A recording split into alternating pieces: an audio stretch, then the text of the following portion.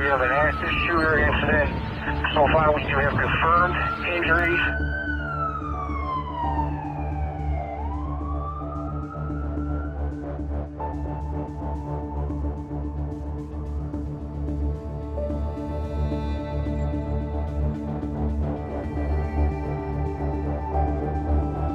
You have to learn from those tragic events.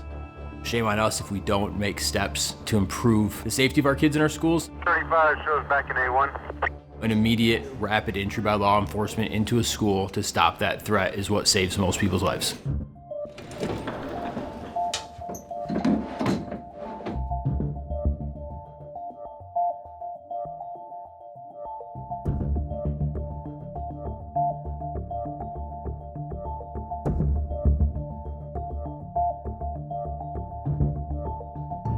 I think that this is a great tool, and if we need to step up, then we need to step up.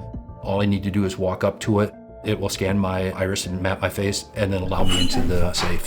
You have been identified.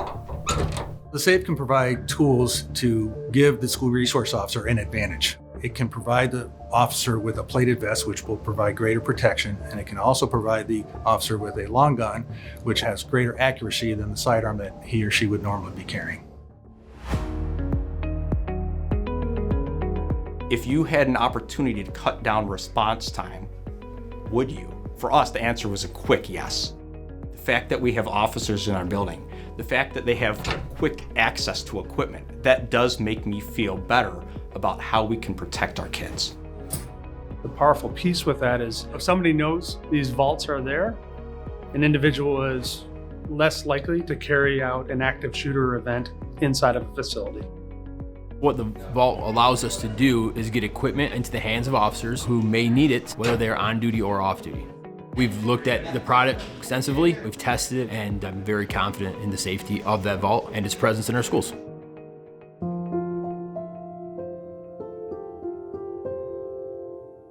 Kids are our future.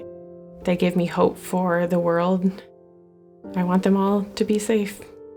My name's Emily Halling, and I am a school board member and also a mother of 6 kids.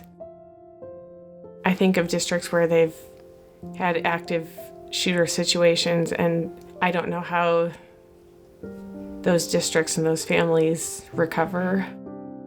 As a board, we looked at all of the safety features.